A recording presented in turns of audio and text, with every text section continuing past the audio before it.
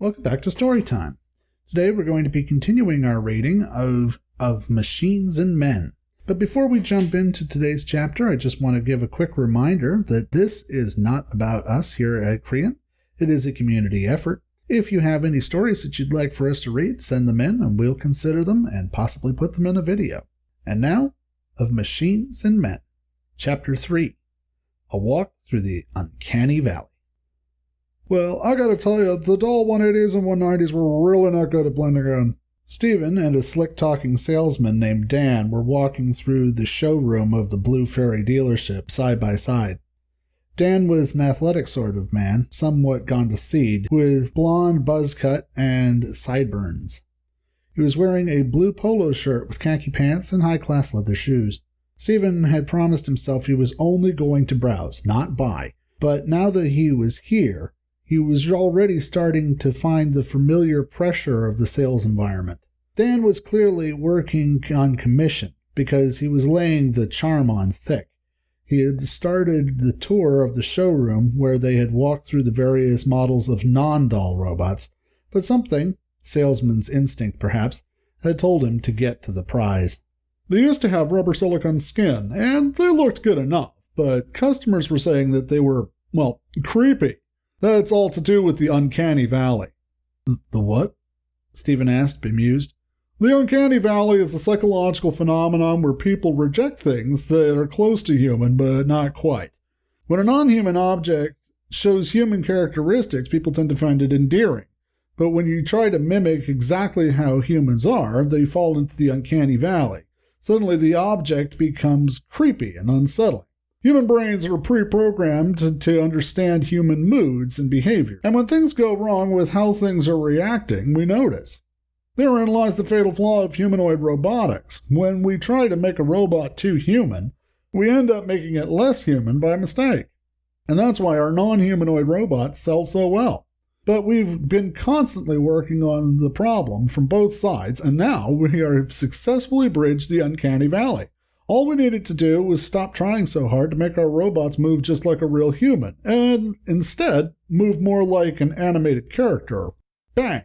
Suddenly, customers started appreciating them more. That's what we implemented with the Doll 200s, but now, combined with the hyper-realistic look of the Doll 300 and 310, we can bridge the gap completely and enjoy the benefits of the most human-esque robots ever made. Dan turned and looked Stephen frankly in the eyes and put a hand on his shoulder. But hey, don't take my word for it. Would you like to meet one? He asked. Stephen followed Dan back to his office and was asked to wait for just a moment, though not before being offered popcorn, water, and soda. Dan disappeared through the door, and Stephen took a seat in one of the cushy leather chairs by the desk. A moment later, Dan was back, and accompanying him was a very pretty petite woman with a white business suit. At first, Stephen thought this was one of Dan's sales managers, and then slowly his mouth dropped open as he realized he was wrong. She was a robot.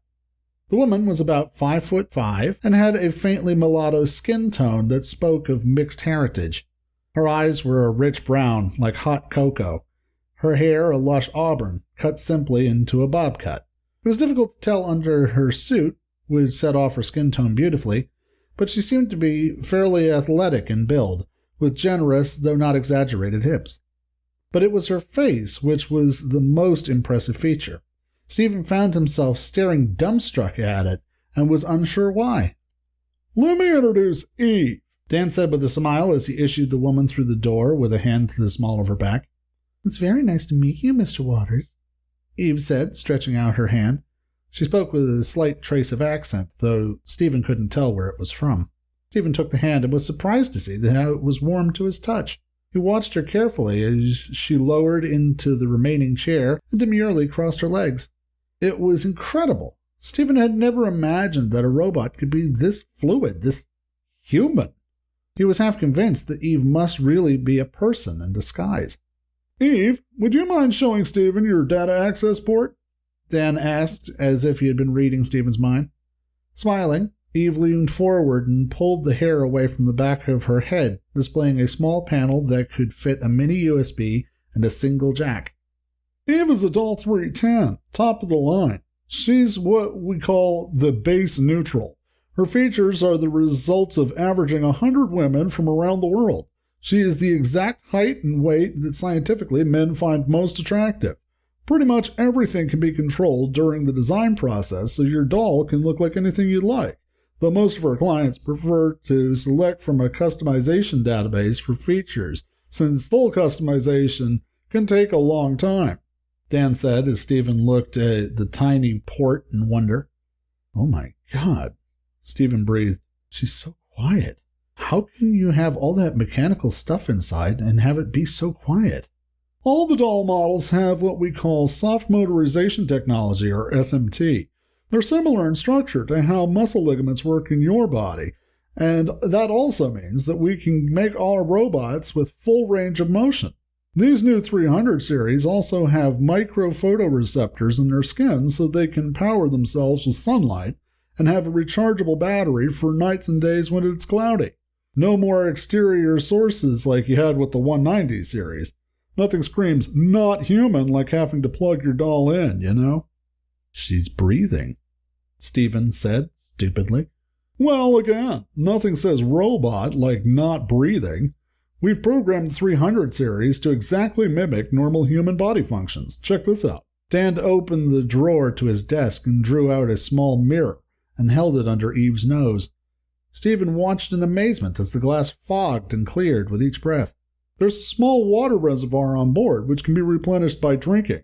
It allows for tears, saliva, visceral fluid, etc. Whatever makes it feel more realistic. Stephen sat back down in the chair and tried to wrap his head around this.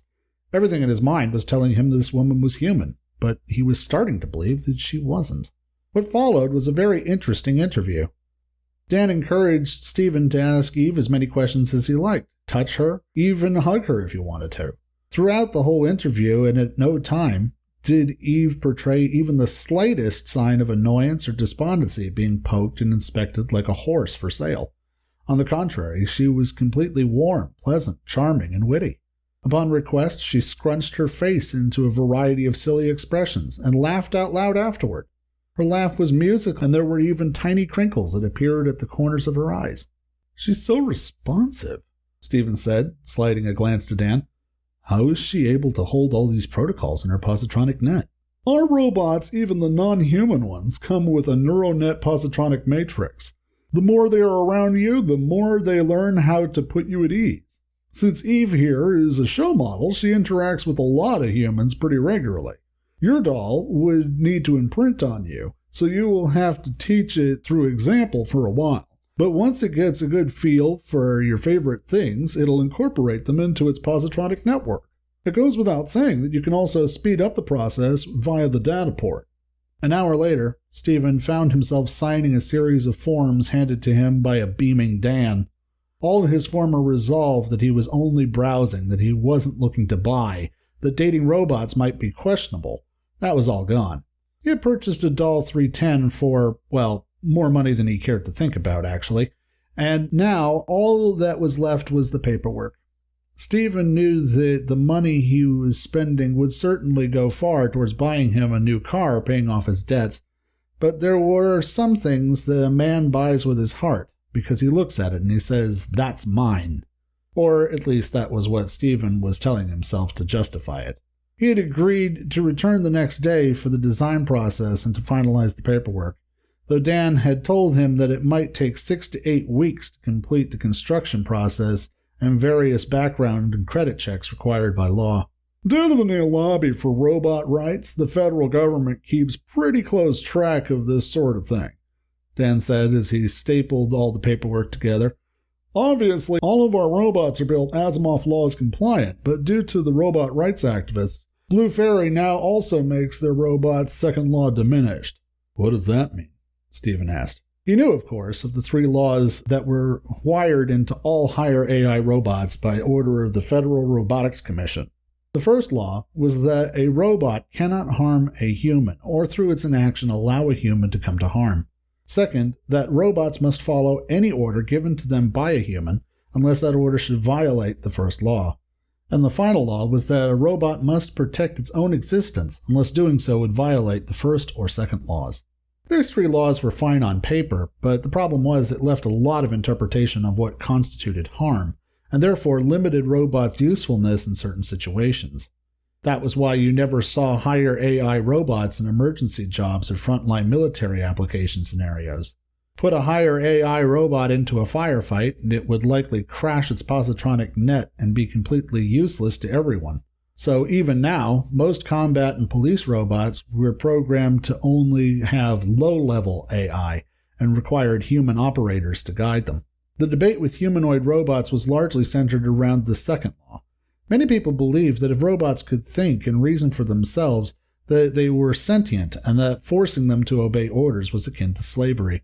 The Supreme Court was still debating the issue, but the major robotics companies were already making higher AI robots to be second law diminished or even completely absent. All it means is that you can suggest an action to one of our robots, but it doesn't have to follow it. They generally still do, though, and really the only reason a robot won't follow an order given to it is if it thinks it'll cause harm to humans, in which case the first law protocols will shut it down, or they'll devise a more effective solution. Which, of course, they are programmed to tell you, Dan said with a shrug.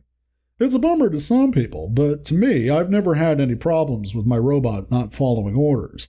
I have a Doll 270X at home, and it's usually very pleased to help. Dan extended his hand to Stephen, which the other man shook with a smile, and then issued him to the door. As Stephen left the dealership, he caught sight of Eve again on his way out. She was standing next to another salesman talking to a family with a small child. Catching sight of Stephen, Eve smiled warmly and waved goodbye to him. He waved back and felt a slight shiver of excitement travel down his spine. There was no going back now. I hope you enjoyed that chapter. It was a rather short one this week, but next week we'll be going back to our regular length. If you did enjoy it, please feel free to hit that like button and subscribe for more content as we continue the reading of Machines and Men next week. Also, I have an important update for you. Our new Reddit community has gone live at r/CreantWorld, and you can feel free to visit and post any suggestions that you like for story time there. You also will be able to find sections for the refrigerator, which is where we showcase our work and where you can get feedback on yours. And also there's a tab for feedback, thought experiment, and the Arts and Epic, which is an upcoming segment that'll be debuting in the middle of next month. So we have a lot going on at Creant right now, and we hope that you'll be a part of it.